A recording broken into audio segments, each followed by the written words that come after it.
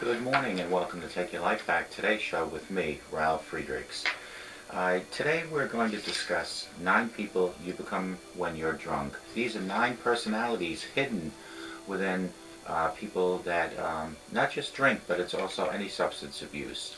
So today's topic is 9 people you become when you're drunk. I want to first do, as I have been doing, and it is to say my name is Ralf Friedrichs. I'm an addiction recovery coach and the host of this show, Take Your Life Back Today show. As an addiction recovery coach, let me share this about substance abuse and let me be crystal clear about it. I'd like to leave an impact upon you, my audience. Imagine you've been buried alive. Let's say you're in a coffin, but you also know that you're not dead, you're alive.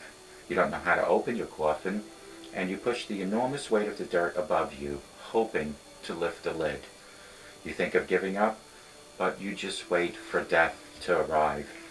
But you also think of banging on the coffin so that maybe you'll unsettle the ground above, and then maybe, just maybe, someone will hear you and start coming down to help you. This is what it's like to find yourself at the lowest point of drug and alcohol abuse. You know you need help, you know you can't do it completely on your own, but you don't know how to get that help. In reality, there are people who can help you standing nearby your grave, but you just don't know that. You think you're going to die there. Usually, though, people don't think of death when they're habitually using drugs. In order to feed the addiction, you have to have a good repressing feeling for the fear of death. I often ask my audience, did you folks ever think before you started abusing drugs and alcohol about the possibility of overdosing? With this, I leave you one last thought. Don't be the person banging on the coffin lid, laying there alive. Be the person that makes the phone call to the Take Your Life Back Today show at 1-844-405-HELP, and I personally will help you take your life back before your life is gone. Remember, a sober today promises you a better tomorrow. I want to give a shout out to Larry Geis from the Geis Academy. 516-485-2741. That's 516-485-2741. Larry Geis from the Geis Academy. He's an addiction recovery coach. He will help you fight your addiction, come up with a plan for today, and look for a better future. He does not care where you've been. What he is concerned about is where are you going and what are your plans to better yourself, to better your condition with substance abuse, if you have that. It could be you have low self-esteem. It could be depression. Larry Geis is the person you want to contact besides myself. You can call him at 516-485-2741. And when you speak to him, you let him know that you heard about him on the Take Your Life Back Today show with me, Ralf Friedrichs. I want to give a shout out to globaleyeglasses.com. They are focused on saving you money. Folks, if you need frames, they have tons and tons of frames. They have full frames, half frames, and no frames. They have plastic, metal. They have for men, women, and children. Folks, they have lenses that are thinner. They have progressives. They have line bifocals. They have transitions. They have photochromatics.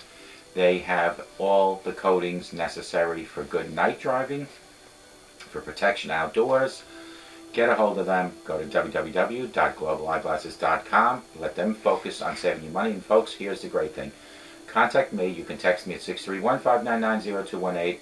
And when you text me, I can help you with my 30 years experience in the optometry business. I can help you place the order the right thing to make sure that you get the proper lenses, the proper frame, so you can see my show a lot better. Now, 9 people you become when you're drunk. These are 9 personalities that you probably hold inside you somewhere. You may not be all these every time you drink, and you may some more often than other times. You could possibly be more than one of these personalities, but you're guaranteed to be all of these at least one time during your either binge drinking or binge drugging.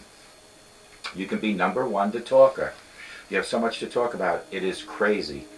There are just so many people who want to become best friends with you. By harassing them, you want to at least get that chance of becoming friends. But what happens is it's because you just keep talking, you turn them away. That random person next to you at the bar, why not tell them about the crush you have and that you're secretly hoping that you will take them home tonight? That's how much you will be talking of. And you know, all those humiliating, supposed to be private things that you wouldn't ever dream about letting another human know. Time to talk about them at the top of your voice, because you are the talker. Is there any reason you shouldn't be talking about these things? No. You've got some serious self-loathing and remorse to agonize over in the morning. Remember, you will have to come off that high, off that drunkenness sooner or later, and then at that point, you'll remember the talker that you were. Number 2, you can be Mr. or Mrs. Tears McGee. There's just so much emotion in the world right now, and it's all being crammed like some metaphysical funnel through your tear ducts. Your friend is so pretty it makes you want to cry. The music is so good and it is cutting through your heart like an informal knife through a series of vegetables. Time to weep silently as you rock back and forth with your eyes closed. Someone said something unconscious that you were misinterpreted as an insult. Why not sob in the general direction in between outbursts of, "Why do you hate me, though? I'll be great at one point or another." You become number 3, the dancing machine. No matter what comes on next, anything from Thriller to Beautiful People to the Cupid Shovel is going to cause you to yell like a dog, and that's just stepped on about, "Oh my God, this is my song." Is this really your song? Come on. No, it's not. It's just your song right now because you're ready to hold your glass up high over your head and wave it around as it occasionally sloshes over the side and possibly will even hit some people with whatever comes out of that glass. Wiggling your body back and forth to the music. You want to make the steps. You want to go do the electric slide to songs that are not the electric slide. The Fighter, number 4. What the hell did you say? The B word? It's time to misconstrue everything you see and hear, a personal attack until you're essentially trying to slap everyone within 15 feet of you. It doesn't matter what they actually said. It doesn't matter if it's not even worth arguing over. You just want to be hostile and you want to argue. It doesn't matter if they could clearly take you in a fair fight that might be twice your size. It doesn't matter because you have the drug and beer muscles. What does matter is someone insulted your honor or your honor of your ancestors, and you have to defend it because you are the fighter. Number 4. Number 5, the sex wizard. Have you ever noticed how amazing strangers feel drunk? You has. Drunk, you's favorite hobby is deciding suddenly that you are in the mood to rub up on people and doing just that. You want to kiss your friends. Look at how kissable their faces are. You just want to squeeze their cheek. You want to make out with the hottie on the dance floor. What's stopping you? The sex wizard has but one mission in life, and that is to make special friends with everyone. Good forbid someone actually has to go home and have messy sex wizard sex with you. Try not to break any people's character by the way you're acting while you flopped incoherently all over each other while making noises. Sober, you would find nauseating. Remember, you have to come up and be sober again to remember all this, hopefully. The disappearing act. Get ready to lose things you didn't previously consider possible to lose, including yourself, your phone, your wallet, your keys, your jacket, your purse, and your pants. Everything is fair game. One minute you're having an awesome time dancing the night away to bro step. The next you're yelling at people to get the hell out of the way while you scour the floor for a credit card that magically popped out of your back pocket. Hell has no fury like a drunk person looking for something they probably didn't lose but think they have lost. Number 7, defeat me Seymour. At a certain point, everything in the entire world will magically melt away and be reduced to its essential components. Your mouth and a box of chicken nuggets or pizza or a gyro. Essentially, everything that Paula Deen would consider inappropriate before dinner snack is on your menu. All things deep fried, cheese smothered is your new best friend. There will even come a moment where you start to run through the increasingly absurd list of things you would do to go and get to Taco Bell somehow, but you can't drive, obviously, because somebody could hopefully confiscated your keys. All we have to do is take a 45-minute cab to a 24-hour drive-through, 1 or 2 cities over, and we're golden for tonight. Number 8, the money bags. Who wants another shot? You yell out. It's on you. Someone need help with their down payment on a new car? I got this. Mr. Moneybags has you covered. There's nothing that generous Mr. Moneybags wouldn't do for the friends, for acquaintance, for friends, or random strangers at the bar, because you are Mr. Moneybags. In fact, how about a round for the whole group of people I don't even know at the end of the bar? Sure, I got this. I'll pay for this. You have the cash? Spoiler alert, you do not have the cash. You just bought everybody drinks, and you don't even have the money, and you can't even find a credit card because it's gone. Number 9, the mess. It's the end of the night. You might not know it yet, but it's definitely the end of the night. You're wobbling around and combining very negative quality of drunk characters you could possibly be. You lost your sweater. You have no money left. You're hungry. You're crying. You're yelling at strangers. It's time for you to pack it up and go home. It doesn't matter how many times you insisted that you're perfectly fine. We all know that you're not even close to being okay. We all know that tomorrow morning, hopefully you'll remember this and you'll be ashamed of everything you've put yourself and others through. We all have moments like this in life, except that it's your turn, and go curl up in your bed with your shoes and coat still on, like an adult, and wake up tomorrow morning, and hopefully you, my friend, will then decide it's time to take your life back. Friends, these are 9 people you become when you're drunk. You may not be all of these all the time, but I can guarantee you that you've at least been one of them. I can guarantee I've been a few of these in my lifetime. Remember, number 1 is the talker, the person that just keeps talking. Could be sitting anywhere at the bar and just keeps talking away in people's ears, and eventually people will either be annoyed or just walk away. Number 2, the tears McGee. Every song you hear, you cry. Every thought you have, you cry. People just talking, you cry. You become so emotional, you sob like a little schoolgirl. The dancing machine. You might be doing the electric slide to songs that are not even the electric slide. No matter what comes on next, anything from the Thriller to Beautiful People to the Cupid Shovel, you are still trying to do the electric slide. Number 4, the fighter. What the hell did you just say? The B word?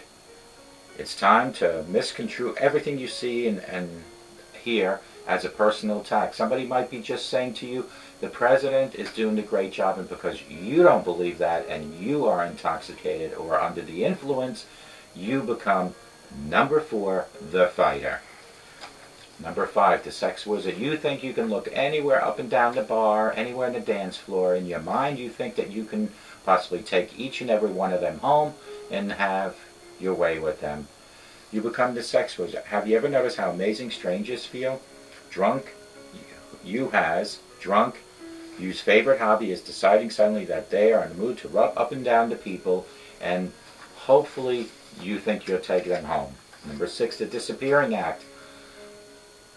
Get ready to lose everything you previously considered possibly to lose, including yourself, your phone, your wallet, your keys, your jacket, your purse, and your pants, and yes, even your credit card. You go crazy looking everywhere for the credit card that supposedly was in your back pocket, that supposedly popped out, that supposedly now has disappear. Number 6 is the disappearing head. Number 7 is to feed me, see more. At a certain point, everything in the entire world becomes magically melt away and reduced to essential components. You will do anything to have anything that's fat, greasy, cheesy. You'll even go to a point where you will, although you can't drive because you're under the influence, you will take a cab 2 towns over, a 45-minute cab ride, 2 towns over to hit that 24-hour Taco Bell. You'll take a cab to do that because you, my friend, are Feed Me Mr. Seymour. Then, number 8, you become Mr. Moneybags, who wants another shot. I got you covered. Take that shot. Who wants a down payment for a car? I got you covered. Tomorrow, hit me up for that. You become everything that a banker would do, only you don't have the bank. Mr. Moneybags has you covered, you tell everybody. There's nothing that generous Mr. Moneybags wouldn't do for their friends, for your acquaintances, even for total strangers, because you are Mr. Moneybags. You have the cash? Spoiler alert, you don't have the cash. Last, not least, is number 9, the mess. It's the end of the night. You might not know it yet, but it's definitely the end. You're wobbling around and combining every negative quality of drunk characters you possibly could be. You lost your sweater. You haven't even found your credit card that you supposedly lost. You have no money left. You're hungry, you're crying, you're yelling at strangers. It's time for you to pack it up and go home. It doesn't matter how many times you insist that you're perfectly fine, because you're not. We all know that you're not even close to being okay. We all have had moments like this in our lives. It is up to you today, watching me, to make sure that your life maybe can change. Years ago, if I would have had the opportunity to have a show like the Take Your Life Back Today show, to have someone sit there each and every day and tell me how I can take my life back, I probably would have taken my life back earlier. Unfortunately, I didn't have that. It took me years, many hurts, many vodkas, but here I am. A few years ago, I made that decision to finally take my life back. So I'm giving you the opportunity by giving you these videos each and every day, and I believe we're up to 649 now. Each and every day we give you videos to help you realize that you don't want to become the 9 different personalities, or even one of them, or any other topic that I do cover. It is now time for you to take your life back, folks. I'm not saying give up everything in life. What I am saying is that there comes a time in life for each and every one of us to make that decision, that do we actually have to live with alcohol and drugs each and every day, abuse it, and then possibly abuse our loved ones, whether it's physically or verbally, or even mentally. I am not saying that a person cannot have a drink. I am totally against anyone doing drugs, but if you can handle a sociable drink, that's fine. But for the folks like myself that cannot drink sociably, that we just don't know when to stop, your best choice now, today, is to make the decision just to stop totally. And yes, it is hard in the beginning. And that's why I always say, if you can stay sober just for today, go through the day, go to bed sober, you're going to wake up sober, and then do that again. And that hence comes from the term 24 hours at a time, folks. Do it 24 hours at a time. You'll notice the weeks, the months, the years pass by. But if you don't do it, what will pass by is your whole life. What will pass by the loved ones around you that are either leaving or dropping out because they can't hang out with you. Yes, they're still your loved ones, but they found that there is no way for them to even communicate with you because you go on these drunk and drug binges. Those things are all passing by. The 24 hours at a time, they will pass by too. You just need to make that decision. Break that wall of denial down today and reach for your higher power and say, listen, I have had it. I am done with this. And things in your life will start changing, folks. But you have to have that strong will. You have to have some sort of treatment, whether it's AA, whether it's an outpatient, inpatient treatment, or you can try my method, which is not the easiest, and that is to have a strong mind, but to live in sobriety 24/7. Each and every day, I live in sobriety. Each and every day. When I do these videos for you folks, that is my rehab. When I do the producing for these videos, it is my rehab. When I work on my websites to rehab, when I answer the texts from people texting me about their situation or even calling me, that is my rehab. The 1.5 hours that AA was offering me just wasn't enough. There are some people that just need to have more rehab. This, my friends, this show, these websites, the phone calls, the texts, the questions from people like you, ordinary people that have some sort of alcohol and drug issues, or loved ones of them, is my rehab. Let today be the first day of your new life. Let today be the day where you take your life back. I hope to God, no matter where you're watching me, you all have the best day of your life. But I hope and I pray each and every day that wherever you're watching me in my audience, that you all have a sober rest of life, and may God bless you.